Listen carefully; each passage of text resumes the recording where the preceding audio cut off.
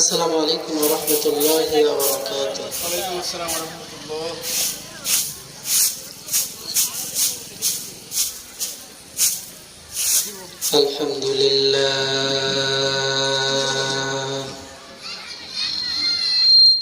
আলহামদুলিল্লাহ নাহমাদুহু ওয়া নাস্তাঈনুহু ওয়া নাস্তাগফিরুহ ওয়া নাউযু বিল্লাহি মিন শুরুরি আনফুসিনা ওয়া মিন সাইয়্যাতি আ'মালিনা। من يهد الله فلا مضل له ومن يضلله فلا هادي له ونشهد أن لا إله إلا الله وحده لا شريك له ونشهد أن سيدنا وسندنا وحبيبنا وحبيب ربنا وطبيبنا وطبيب قلوبنا ومولانا محمد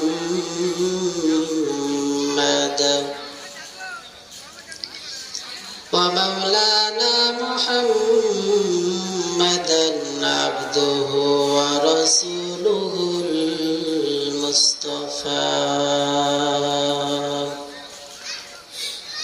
صلى الله تعالى عليه وعلى آله وأصحابه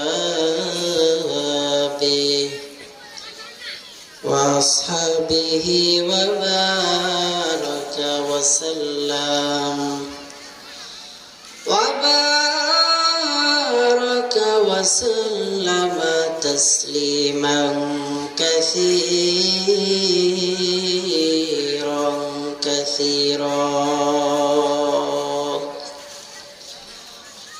الذي أرسله الله تعالى بالحق بشيرا ونذيرا وداعيا إلى الله بإذنه وسراجا منيرا.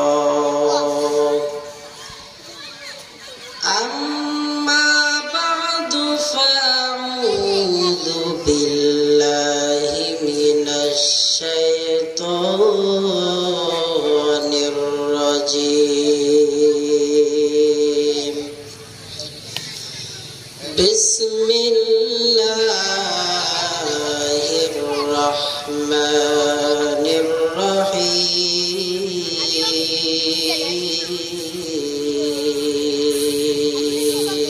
السلام عليكم. والعصر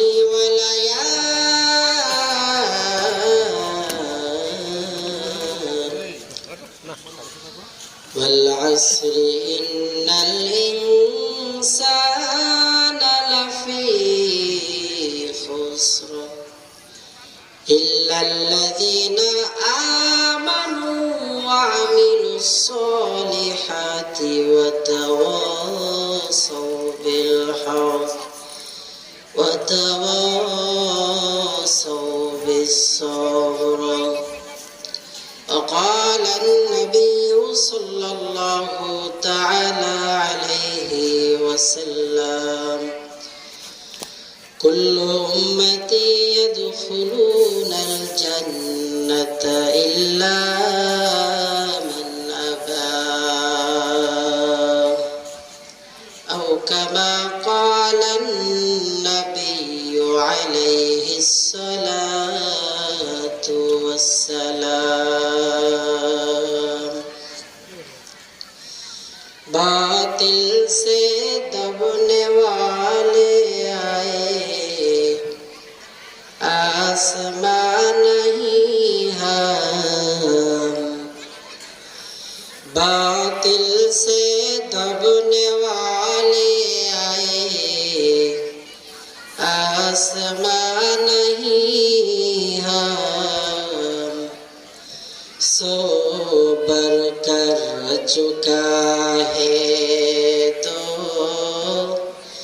इम्तिहान हमारा सोबर कर चुका है तो इम्तिहान हमारा मोहम्मद ने आकर कुफ्र को मिटाया कुफ्र को मिटाकर सदाकत को बताया बलगल उला बिकमाली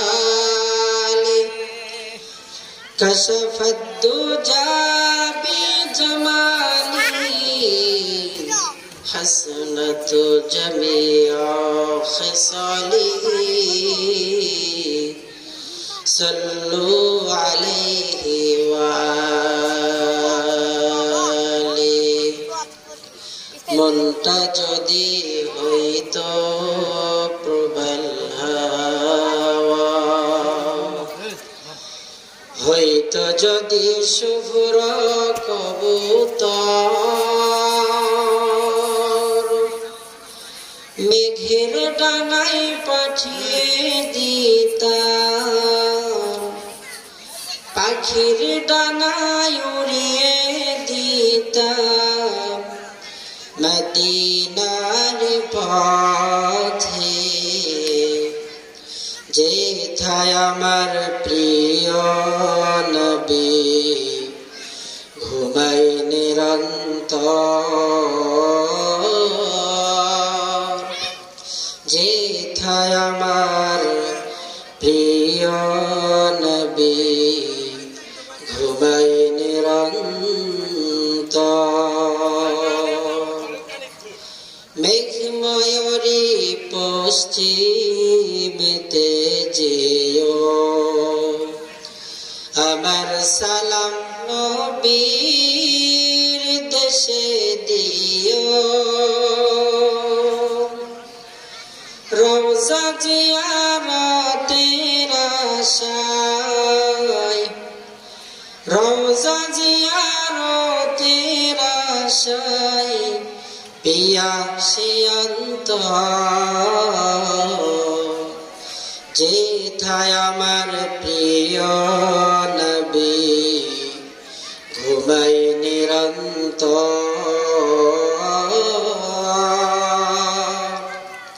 যেথায় আমার প্রিয় নবী ঘুমাই নিরন্তর। আলহামদুলিল্লাহ, জয়নগর শাহপাড়া আহলে হাদিস জামে মসজিদের উন্নয়ন কল্পে বিরাট ইসলামী জালসার আজ 19 নভেম্বর 2024 বরকতপূর্ণ এই মজলিসের সম্মানিত প্রধান অতিথি আমাদের অত্যন্ত কাছের ও পরিচিত মুখ আলহাজ মোহাম্মদ দবিউর রহমান সাহেব আজকের এই মাহফিলে প্রধান বক্তার চেয়ারকে আলোকিত করবেন, আপনাদেরকে দিল মন প্রাণ ভরে কোরআন হাদিস থেকে আলোচনা করে শোনাবেন উদীয়মান তরুণ বক্তা হাফেজ মাওলানা মোহাম্মদ আব্দুল মালিক সিরাজি সাহেব দাওয়াত বারাকাতুহুম। আজকের এই মাহফিল অক্লান্ত পরিশ্রম করে যারা সাজিয়েছেন, আল্লাহ পাক সকলের সকল শ্রমকে জান্নাতের বিনিময়ে কবুল করেন, সকলেই বলে আমিন। ওয়াজ মাহফিল এটা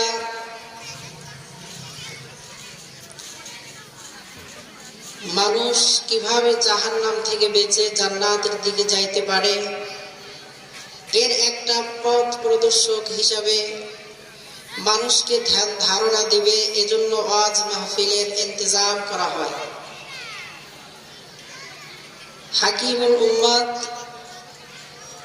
শাহ আশরাফ আলী থানভী ফারুকি রহমতুল্লাহি আলাইহি বর্ণনা করেন, যে ব্যক্তি কোরআন সুন্নাহর মাজলিসে এসে বসে তার দুইটা প্রাথমিক উপকার হয়। এক নাম্বার, আল্লাহ তাআলা তার অন্তরের ভিতরে, দিলের ভিতরে কোরআন সুন্নাহর ইলম ঢেলে দেন।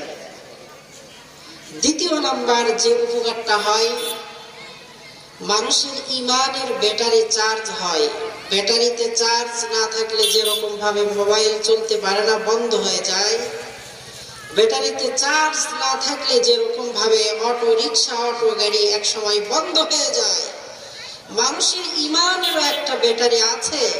এই ব্যাটারিটা কেউ যদি চার্জ করতে চায়, তাহলে সেই ব্যক্তিকে অবশ্যই কোরআন সুন্নাহর মাজলিসে বসতে হবে, অন্যথায় ইমানের ব্যাটারি চার্জ হওয়ার কোনো প্রশ্নই আসে না। এজন্য আমার প্রাণপ্রিয় ভাই বোন, বন্ধুগণ, সকলকেই বলবো, আজকের এই মাহফিলকে সকল দিক দিয়ে সার্বিকভাবে সাহায্য সহযোগিতা সহ উপস্থিতির মাধ্যমে আমরা আজকের এই মাহফিলটা শুরু থেকে শেষ পর্যন্ত মাহফিলের সঙ্গে সময় দেব ইনশাআল্লাহ। আমি পবিত্র কোরআনুল কারীমের মধ্য থেকে 103 নং সূরা সূরাতুল আসর তেলাওয়াত করেছি। আল্লাহ পাক পবিত্র কোরআনুল কারীমের মধ্যে 114টি সূরা দিয়েছেন। কতটি? 114টি সূরাকে আল্লাহ পাক দুই ভাগে বিভক্ত করেছেন। কেন? আমার পয়গম্বর জনাবে মুহাম্মদ মুস্তাফা সাল্লাল্লাহু আলাইহি ওয়াসাল্লামের জীবন দুই ভাগে বিভক্ত, এজন্য আল্লাহ তাআলা সর্বশ্রেষ্ঠ আসমানি কিতাবকেও আল্লাহ তাআলা দুই ভাগে বিভক্ত করলেন। প্রত্যেকটা সূরার শুরুতে দেখবেন হয় মাক্কিয়া আছে, না হয় মাদানী আছে। কেন? রাসূল আকরাম সাল্লাল্লাহু আলাইহি ওয়াসাল্লাম যখন মক্কাতে বসবাস করেছেন,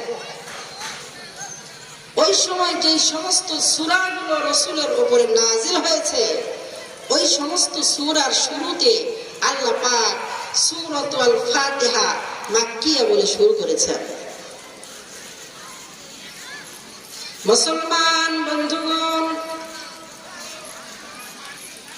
আবার একটু খেয়াল করে দেখবেন, যে সমস্ত সূরার শুরুতে আল্লাহ তাআলা মাদানিয়া বলে শুরু করেছেন, যেমন সূরাতুল বাকারা মাদানিয়া।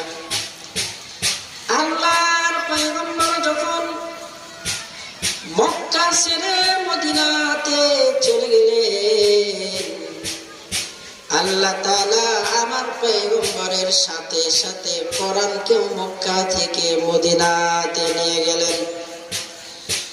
আমার পয়গম্বর যতদিন মক্কাতে বসবাস করেছেন, আল্লাহ পাকের রাসূলের উপরে আল্লাহ জাল্লা শানুহু কখনো কখনো এক আয়াত, আবার কখনো কখনো দুই আয়াত, কখনো কখনো পুরা সূরা, কখনো 5-7 আয়াত আল্লাহ তাআলা আমার পয়গম্বরের উপরে নাজিল করেছেন। দীর্ঘ 23 বছর পরে কোরআনুল কারীম পরিপূর্ণ রূপ ধারণ করেছে।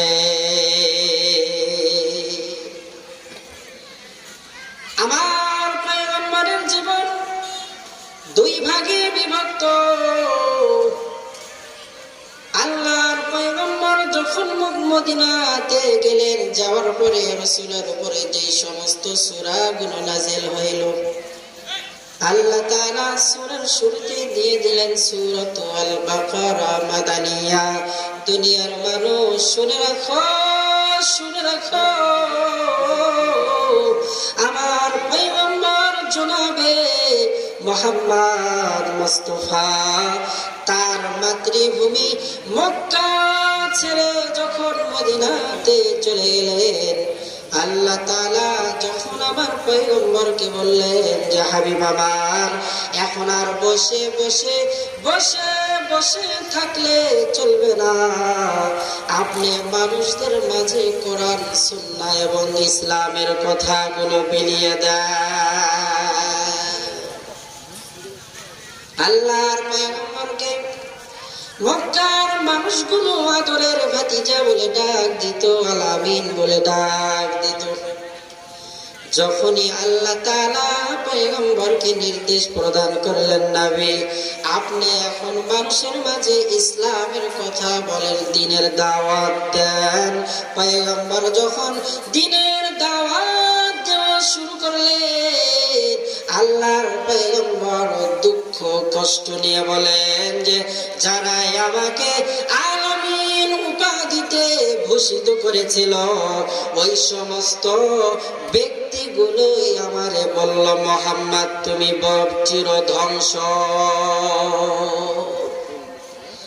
আল্লাহ পাক সূরাতুল আসর নাজিল করলেন বেঈমানদের, কাফেরদের পাল্টা জবাব দেওয়ার জন্য।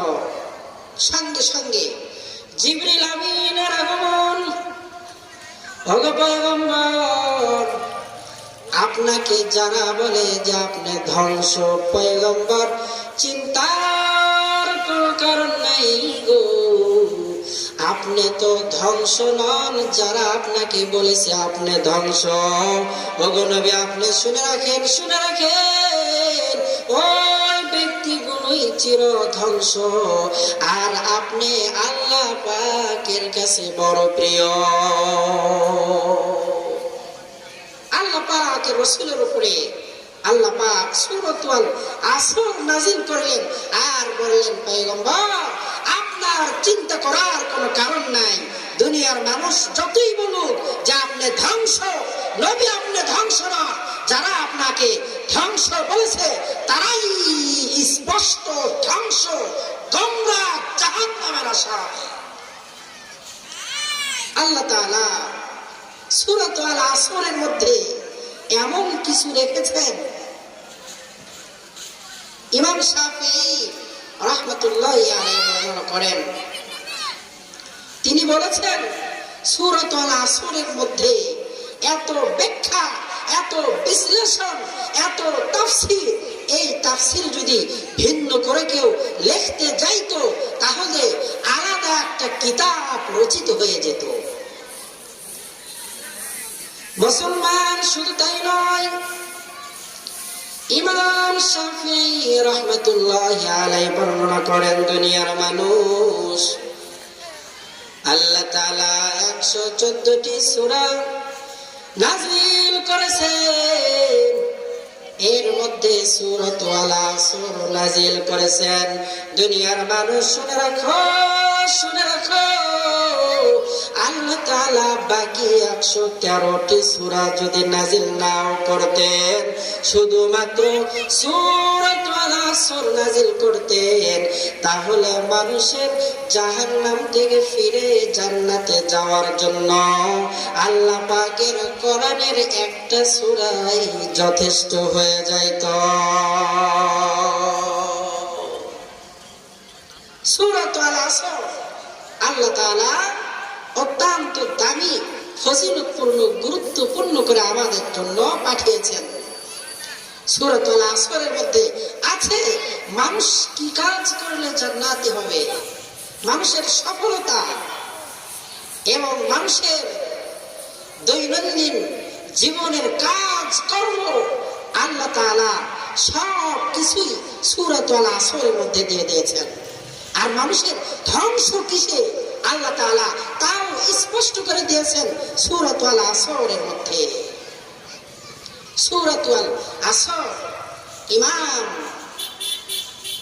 আব্দুল্লাহ ইবনে হিশাম থেকে ইমাম তাবারানী বর্ণনা করেন, আল্লাহর পয়গম্বর আমাদেরকে কথার তালিম দিয়েছেন, সাহাবারা তোমাদের মধ্যে একজনের সঙ্গে অপরজনের যখন সাক্ষাৎ হয়ে যায় তখন সূরাতুল আসর না শোনানো পর্যন্ত কারো সঙ্গে কারো কথা না। আমরা তো এমন ব্যস্ত, সালাম দেওয়ারই সময় নাই, সূরাতুল আসর শোনাবো কখন? এক সাহাবী ইমাম তাবারানী বর্ণনা করেন, এক সাহাবী অন্য সাহাবীর সঙ্গে দেখা হওয়ার সঙ্গে সঙ্গে সূরাতুল আসর তেলাওয়াত করে শুনিয়ে দিতেন, এরপরে সালাম প্রদান করতেন, এরপরে কালাম করতেন। এজন্য প্রবাদ একটা আছে, সালামের আগে যেন করো না কালাম। আগে সালাম দিতে হবে, আগে কি সালাম। আমাদের মাঝে শান্তি নেই, কারণ আমাদের মাঝে সালাম নেই। সংসারে শান্তি নেই, সমাজে শান্তি নেই, রাষ্ট্রে শান্তি নেই, আমাদের মাঝে সালাম নেই। এজন্য সংসারে শান্তি নেই, রাষ্ট্রে শান্তি নেই, সমাজে শান্তি নেই, দেশের মধ্যে শান্তি নেই। কথা বলেন ঠিক কিনা? সন্তান বাবারে দেখলে সালাম দিতে বড় শরম পায়, দাদা নাতিরে দেখলে সালাম দিতে বড় শরম পায়। বড় দুঃখজনক হলেও সত্য, বাবা সন্তানকে সালাম দেয় না বিধায় সন্তান বাবাকে সালাম দেয় না।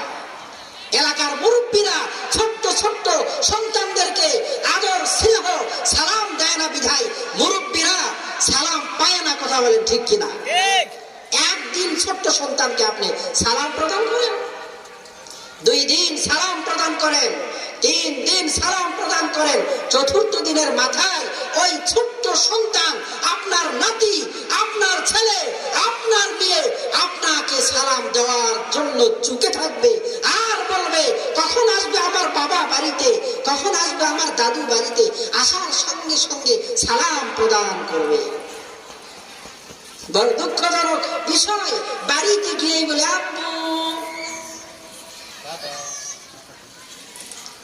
বাড়ির গেটে দাঁড়িয়ে বলে আম্মু। ছোট্ট সন্তান শিখে ফেলছে আপনি বাজার থেকে এসেছেন, তো ছোট্ট সন্তানের মুখে সালাম নেই, সেও বলে আব্বু। শিক্ষার সঙ্গে দীক্ষা দরকার, এজন্য ছোট্ট সন্তানদেরকে সালাম দিতে হবে। যিনি সালাম দেন একটা সময় দেখবেন সালাম আবার আপনার দিকে ফিরে আসতে। সালাম মানে কি? কথা বলেন, সালাম মানে কি? রহমত বর্ষণ হয় আল্লাহ পাকের পক্ষ থেকে। সালাম মানে শান্তি। সমাজের ভেতরে যদি সালামের সয়লাভ হয়ে যায়, ওই সমাজের কোন বখাটের যুবক মুরব্বীকে দেখলে অসম্মান করতে পারে না। কথা বলেন ঠিক কিনা? মুরব্বীরা তোমরা সম্মান পাও না কেন? মুরব্বীরা আপনারা সম্মান পান না কেন? যুবক ভাইরা আপনারা সম্মান পান না কেন? আপনার মুখে সালাম নেই, এজন্য আপনাকে কেউ সম্মান করে না। এজন্য সালাম দিতে হবে সর্বদা। দেখা হলি সালাম। হাদিসের মধ্যে আসছে, একটি গাছ এক পার্শ্ব থেকে আর এক পার্শ্ব মানুষকে দেখা যায় না, তো ফিরে দেখা হয়েছে, সেখানে সালাম প্রদান করে। আমাদের সালামের যে অবস্থা, সালাম আলাইকুম, আসসালামু আলাইকুম, আলাইকুম, মানে তুমি মরো, তোমার উপরে মরণ বর্ষিত হোক। তাহলে শান্তি আসবে কই থেকে? কোন ব্যক্তি কারো যদি মৃত্যু কামনা করে, এর চাইতে বড় খারাপ আমল আর জমিনের মধ্যে একটাও হতে পারে না। যার সঙ্গে দেখা হয়েছে ছোট্ট সন্তানের মাথায় হাত বুলিয়ে দিয়ে বলতে হবে বারাকাল্লাহ, আল্লাহ তাআলা তোমার হায়াতকে বৃদ্ধি করে দেন। এজন্য সমাজের মধ্যে কিভাবে ভালো কাজ বিলিয়ে দেওয়া যায়, সবাই চেষ্টা করা। বড়রা যারা আছি অবশ্যই ছোটদেরকে সালাম প্রদান করতে হবে। সালামের আগে যেন করোনা কালাম। সাহাবায়ে কেরাম সূরাতুল আসর তেলাওয়াত করে শুনিয়ে দিতেন, এরপরে সালাম দিতেন, এরপরে কালাম করতেন। ওই কালামের মধ্যে বরকত আছে না নাই বলেন? সাহাবাদের কথার মধ্যে কত বরকত। আল্লাহর পয়গম্বর আবার বর্ণনা করে, কুল্লু উম্মতি ইয়াদখুলুনাল জান্নাতা ইল্লা মান আবা। আমার প্রত্যেকটা উম্মত জান্নাতের মধ্যে দাখিল হবে, ইল্লা মান আবা, তবে ওই উম্মত জান্নাতের ভিতরে দাখিল হবে না যে ব্যক্তির মধ্যে আমি রাসূলের ইত্তেবার অনুসরণ না। আল্লাহ তাআলা কোরআনুল কারীমের মধ্যে বলতে গিয়ে এভাবে বলেছেন, কুল ইন কুনতুম তুহিব্বুনাল্লাহ فاتبعوني يحببكم الله ويغفر لكم ذنوبكم والله غفور رحيم কেউ যদি আমি রবকে পাইতে চাও ফাত্তাবিউনি ইউহিব্বুকুমুল্লাহ, তাহলে আমার হাবিবের অনুসরণ অনুকরণ ইত্তেবা করো। রাসূল আকরাম সাল্লাল্লাহু আলাইহি ওয়াসাল্লামের অনুসরণ অনুকরণ ইত্তেবা করতে পারলে সে জান্নাতি হিসেবে গণ্য হয়ে যাবে। সূরাতুল আসরের মধ্যে আল্লাহ পাক ওয়াল আসর সময়ের শপথ করলেন। সময়, দুনিয়াতে এত দামি দামি জিনিস থাকতে মক্কা আছে, মদিনা আছে, সাফা মারওয়া, জাবালে রহমত, জাবালে তুর, জাবালে নূর, এত কিছু দুনিয়াতে আছে, কোরআনুল কারীম আছে। আল্লাহ তাআলা এত দামি দামি জিনিস বাদ দিয়ে সময়ের কসম কেন কাটলেন? আল্লাহ পাকের কথার মধ্যে কি কোনো মিথ্যাচার আছে? আমান আসদাকু মিনাল্লাহি হাদিসা, আল্লাহ তাআলা বলেন আমার চাইতে বড় সত্যবাদী আর দুনিয়াতে কেউ না। সেই আল্লাহ তাআলা বলেন আমান আসদাকু মিনাল্লাহি হাদিসা আমান আসদাকু মিনাল্লাহি কিলা। আল্লাহ তাআলা বলেন সময়ের শপথ। মানুষ শপথ করে দুই কারণে, এক নম্বর লোভে, দ্বিতীয় নম্বরে ভয়ে। আল্লাহ পাকের ভয় আছে? ভয় নেই। আল্লাহ পাকের লোভ লালসা আছে? নেই। এরপরেও আল্লাহ সময়ের কসম কেন কাটলেন? মানুষকে জানিয়ে দিলেন যে মানুষ, সময় অত্যন্ত গুরুত্বপূর্ণ আর দামি। যেই সময় কাবার চাইতে দামি, যেই সময় মদিনার চাইতে দামি, যেই সময় কোরআনুল কারীমের চাইতে দামি, যেই সময় যাকাতের চাইতে দামি, যেই সময় হজ করার চাইতে দামি, যেই সময় নামাজ আদায় করার চাইতে দামি, যেই সময় ঈমানের চাইতেও দামি। কেন? দুনিয়াতে যে ব্যক্তি এক সেকেন্ড সময় পেয়েছে, আগে সময় পেয়েছে, এরপরে ঈমান। সময় যদি না পাই তাহলে ঈমান পাওয়ার সম্ভাবনা আছে? সময় যদি না পাই নামাজ আমার উপরে ফরজ হয়েছে না। সময় যদি না পাই যাকাত আমার উপরে দেওয়া ওয়াজিব হয় নাই। সময় যদি না পাই রমাদানুল কারীমের রোজা আমার উপরে ফরজ নয়। সময় যদি না পাই তাহলে হজ করা আমার আপনার জন্য ফরজ নয়। এজন্য আল্লাহ তাআলা মূল জিনিসের কসম কেটে বললেন ওয়ালাস, সময়ের শপথ। ইন্নাল ইনসানা লাফি খুসর, নিশ্চয় সমস্ত মানুষ ক্ষতির মধ্যে নিমজ্জিত। লাফি খুসর তাফসীরকারগণ এভাবে ব্যাখ্যা করেছেন, আল্লাহ তাআলা এখানে খুসর শব্দ কেন ব্যবহার করলেন? আল্লাহ তাআলা জানিয়ে দিলেন বান্দা, খুসর এমন একটা ক্ষতি, যেই ক্ষতি দুনিয়াবি ক্ষতির সর্বোচ্চ লেভেলের ক্ষতি আর আখিরাতের ক্ষতির সর্বোচ্চ লেভেলের ক্ষতি।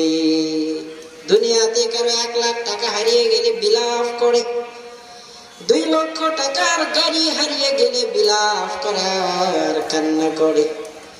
কত সময় আমার আপনার থেকে চলে যায়। দামি জিনিস হারানোর পরেও কোন মুসলমানে কোনদিন বিলাপ করতে দেখা যায় না। কথা বলেন ঠিক কিনা? আল্লাহ পাক যখন কিয়ামতের দিন কাহারিয়তের রূপ ধারণ করে বিচারের সিংহাসনে বসে যাবেন, মানুষের নেকি বধিগুলো আল্লাহ তাআলা মিজানের পাল্লায় ওজন দিবেন আর মাফ করবেন। ওই সময় বান্দাগুলো আফসোস করবে আর বলবে, ইয়া লাইতানি কুনতু তুরাবা, ইয়া লাইতানি কুনতু তুরাবা। হায়রে,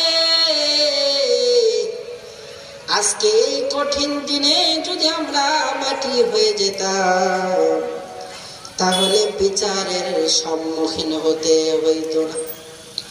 ইয়া লাইতানি কদ্দামতু লিহায়াতি, মানুষের জীবনে আর একটা আফসোস থাকবে, আহারে দুনিয়াতে আল্লাহ পাক যদি আর একটা বার পাঠাইতো তাহলে পুরা জিন্দেগি ভর শুধু সুবহানাল্লাহ, আলহামদুলিল্লাহ, আল্লাহু আকবার আর নামাজ কালামে পড়তাম, ভিন্ন কোনো কাজ করতাম না। সুবহানাল্লাহ বলার মানুষ এখন নেই। সারাদিন এত ব্যস্ত, নামাজ পড়ার খবর নেই, আল্লাহ পাকের নাম জপনেওয়ালা দুনিয়াতে নেই। সুবহানাল্লাহ ওয়ালহামদুলিল্লাহ, লা ইলাহা ইল্লাল্লাহ, সুবহানাল্লাহ, আলহামদুলিল্লাহ, লা ইলাহা ইল্লাল্লাহ। তুমি বাঁচাও, তুমি মারো, অবিরত ক্ষমা করো, তুমি বাঁচাও, তুমি মারো, অবিরত ক্ষমা করো। ধরার যেজন তাকে ধরো, সবই মানি তোমার আল্লাহ। সুবহানাল্লাহ ওয়ালহামদুলিল্লাহ, লা ইলাহা ইল্লাল্লাহ, সুবহানাল্লাহ ওয়ালহামদুলিল্লাহ, লা ইলাহা ইল্লাল্লাহ। ভালো লাগে না খারাপ লাগে? ইমানদার আল্লাহ পাকের নাম জপতে বড় পছন্দ করবে, আর যারা তাগুত তারা শয়তানের নাম জপতে বড় পছন্দ করবে। কথা বলেন ঠিক কিনা? আল্লাহ পাকের নাম জপলে আজান দিলে নাকি শব্দ দূষণ হয়, আর সমাজের ভিতরে বড় বড় ডেস্ক সেট নিয়ে এসে আল্লাহ তাআলা জানিয়ে দেয়, বান্দা তোমার হাতে ধরে পায়ম পড়ি, আমি রব। কেমন রব জানো? আমার বান্দা ঘুমাবে বলে আমি আল্লাহ তাআলা সূর্যকে পশ্চিম আকাশে ডুবিয়ে দিয়েছি, অস্তগমিত করেছি আমার বান্দা ঘুমাবে বলে। বান্দা তুমি জানো আমার বান্দা সুখ শান্তির ঘুম দিবে বলে আমি রব পাখিগুলোকে সন্ধ্যার সময় কিচির মিচির এত আওয়াজ, আমি রব সমস্ত পাখিকে বাসায় বা নীড়ে পাঠিয়ে দিয়েছি, আর একটা সাউন্ড নাই। কেন? যাতে আমার বান্দাগুলো শান্তিতে ঘুমাইতে পারে। বান্দা তুমি কি জানো দিনের বেলায় সূর্য এত তাপ দিত, এত আলো দিত, আমি আল্লাহ তাআলা কেন আলোকে অন্ধকারে রূপান্তরিত করলাম? যাতে আমার বান্দাগুলো শান্তিতে ঘুমাইতে পারে। বান্দা তুমি কি জানো দিনের বেলা এত রোদ, এত গরম, রাত যখন গভীর হয় আল্লাহ তাআলা গরমকে হটায়া ঠান্ডার ব্যবস্থা করে দেন। আল্লাহ তাআলা বলে, বান্দা বান্দাকে আমি রব ঘুমানোর জন্য গরম আবহাওয়া দূর করে আমি রব ঠান্ডার ব্যবস্থা করি, যাতে করে আমার বান্দাগুলো শান্তির ঘুম ঘুমায় আর ফজরের সময় উঠিয়ে জামাতের সঙ্গে নামাজ আদায় করে। ফজরের নামাজের মসজিদে যে অবস্থা, আজান শুনে থাকো যারা বিছানায়,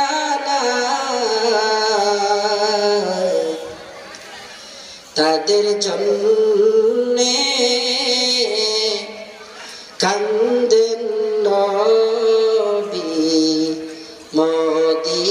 নাই তাদের জন্যে কান্দেন নবী মদিনায়। সেই নবীর জন্যে কি মায়া লাগে না, হায়রে উম্মত মসজিদে কেন আসো না, হায়রে মানুষ নামাজ কেনে পড়ো না। আজান শুনে থাকো যারা বিছানায়,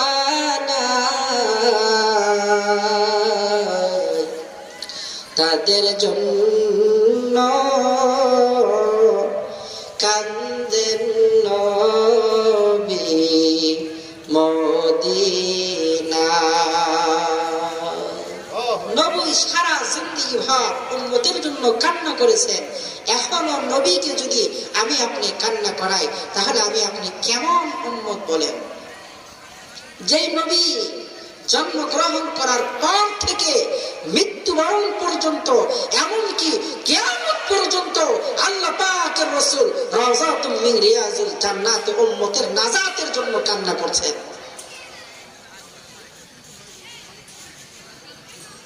আল্লাহর নবী বিশ্ব নবী রাহমাতুল লিল আলামিনের মা আমিনা বর্ণনা করে,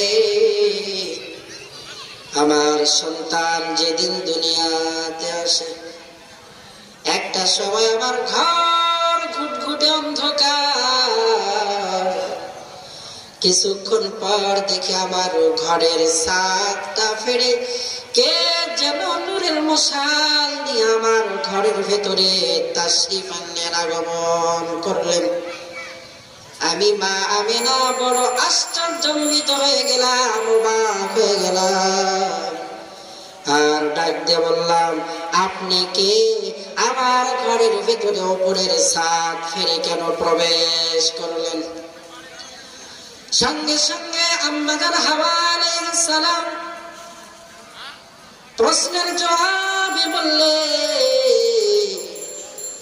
আমার সর্বশ্রেষ্ঠ সন্তান আখিরি জামানার পয়গম্বর জনাবে মুহাম্মদ দুনিয়ার জমিনে আসবে রে।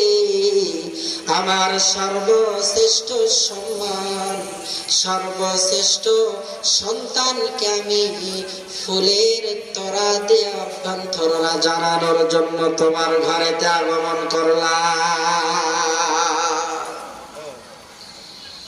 মা আমিনা বর্ণনা করেন, আমার সন্তান যেদিন দুনিয়াতে আসবে রে, কিছুক্ষণ পর দেখি নূরের মশাল জ্বালিয়া কে যেন আমার ঘরের ভেতরে প্রবেশ করে বললেন, আপনারা কে? হলো আমরা জান্নাতের হুর আর গিলমান, জান্নাত যার জন্য পয়দা হয়েছে রে, ওই পয়গম্বর মুহাম্মদকে আমরা স্বাগতম জানানোর জন্য আসলাম।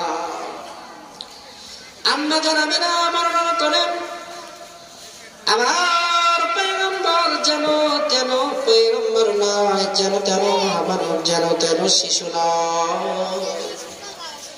আমার সন্তান যখন দুনিয়াতে আসলো রে,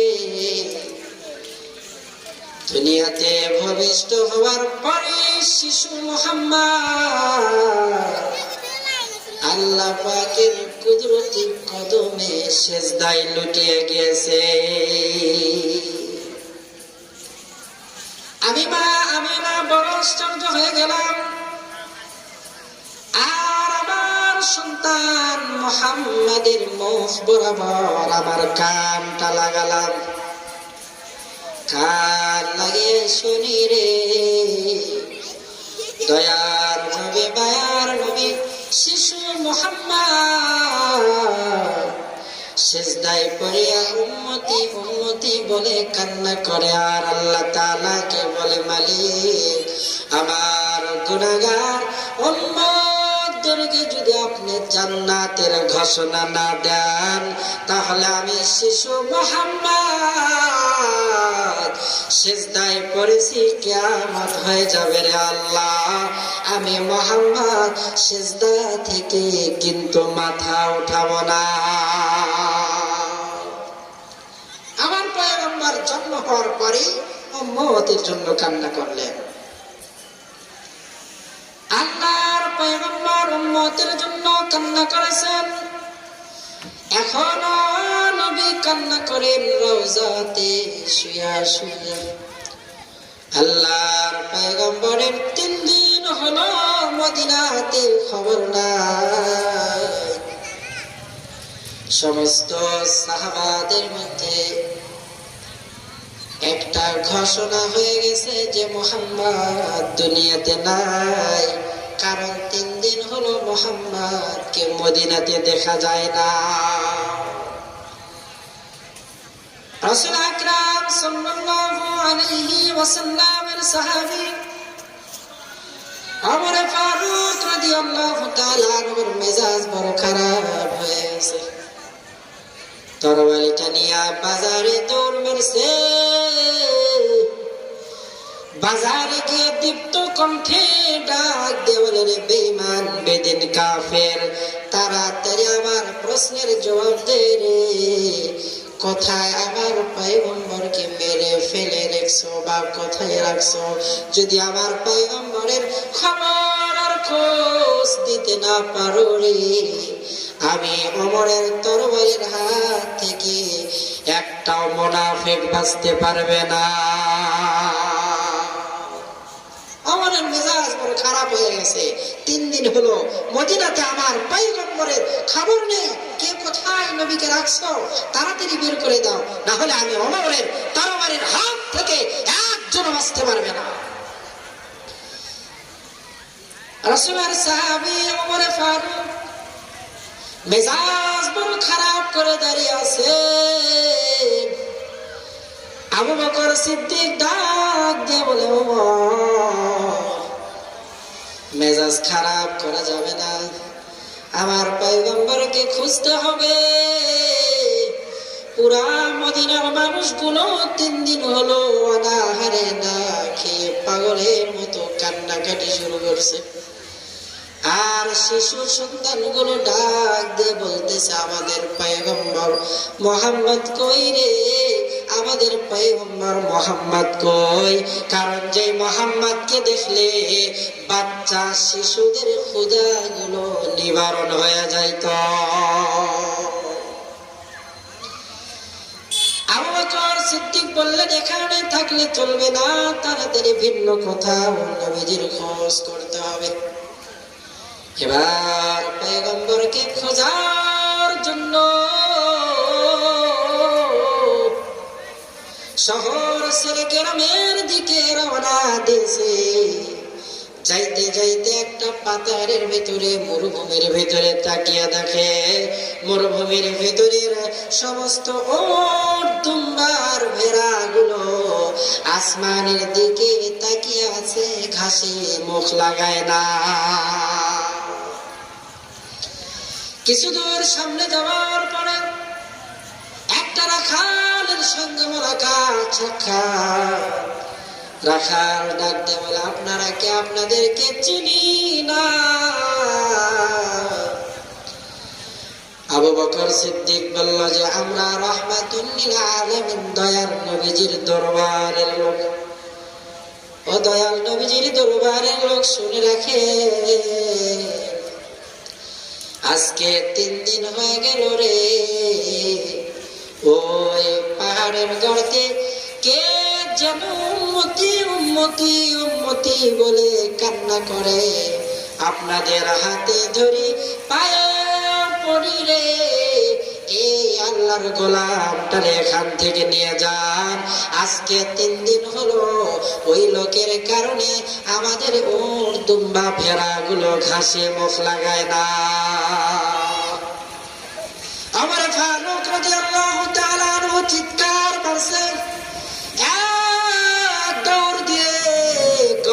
কিনারায় দাঁড়িয়ে গিয়ে বলে, আল্লাহর নবী আপনি একটু তাকিয়ে দেখে আমি ওমর কত জীর্ণ শীর্ণ হয়ে গেছি। ও আল্লাহর নবী তাকিয়ে দেখে আজকে 3 দিন হলো আমি ওমরের পেটে কোনো দানা পানি নাই গো। আবু বকর সিদ্দিক ডাকতে বলে, আল্লাহর নবী মক্কা মদিনার মধ্যে সবচাইতে আপনার কাছের মানুষ, বিশ্বস্ত মানুষ হলাম আমি আবু বকর। ওগো নবী তাকিয়ে দেখেন আজকে 3 দিন হলো না খেয়ে পেটের চামড়া গুলো হাড়ের সঙ্গে লেগে গেছে। আর আল্লাহর নবী একটু তাকিয়ে দেখেন, তাকিয়ে দেখেন আপনার আবু বকরের কি হালত। আল্লাহর পয়গম্বর শুধু কান্না করে উম্মতের জন্য। আবু বকর সিদ্দিক ডাক দিয়ে বলল, আল্লাহর নবী আমার জিন্দেগীর সমস্ত আমলগুলো আপনার উম্মতের জন্য আমি দান করে দিলাম, আপনার উম্মতের নাজাতের জন্য দিয়ে দিলাম। আল্লাহর নবী তাড়াতাড়ি মাথা উঠান। আল্লাহর পয়গম্বরের কান্নার আওয়াজ আরো বেড়ে গিয়েছে। ওমরে ফারুক ডাকতে বলে, ও আল্লাহর নবী আমি ওমরের জিন্দেগীর ভিতরে যত আমল আছে রে আপনার গুনাহগার উম্মতের নাজাতের জন্য আমি দান করে দিলাম। সুবহানাল্লাহ বলে।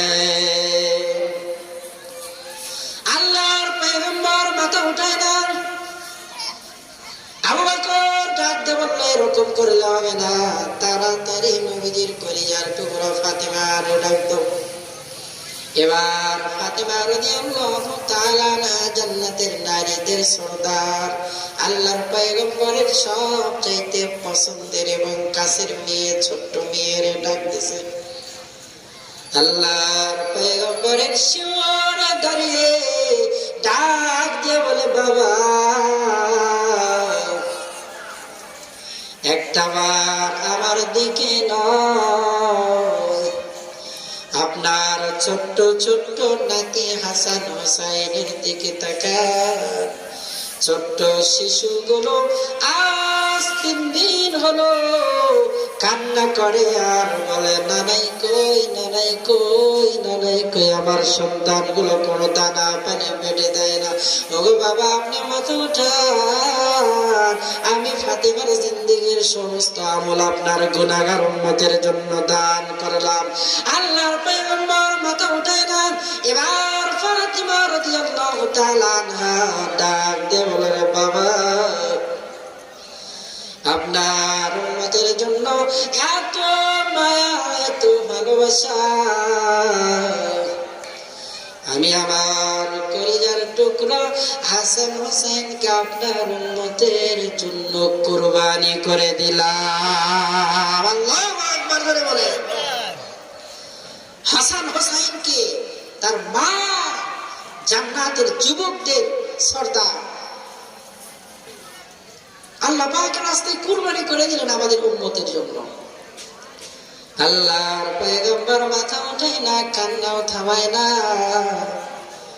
আল্লাহ তাআলার আরশ কেঁপে উঠছে।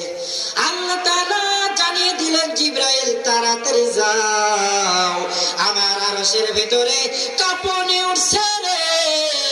কারণ আবু বকর তার জিন্দেগীর সমস্ত আমল দান করে দিছে, ওমর তার জিন্দেগীর সমস্ত আমল উম্মতের নাজাতের জন্য দান করছে, আলী ওসমান তার জিন্দেগীর সমস্ত নেক আমল উম্মতের নাজাতের জন্য দান করছে, ফাতেমা তার জিন্দেগীর সমস্ত আমলগুলো উম্মতের জন্য দান করেছে।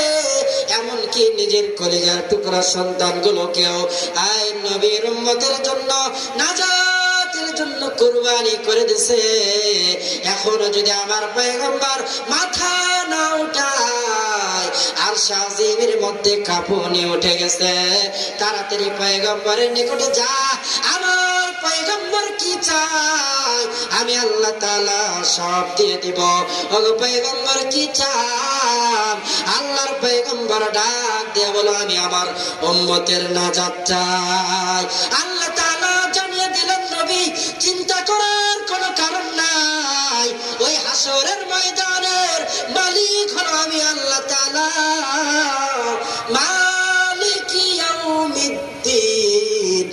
ওই হাসরের ময়দানের মালিক হলাম আমি আল্লাহ, আর হাসরের ময়দানের বাদশাহী আপনি মুহাম্মাদের। ওগো মুহাম্মদ নবী আমার মাথা উঠান, আপনাকে আমি রব শাফাত করার পারমিশন দিয়ে দিব।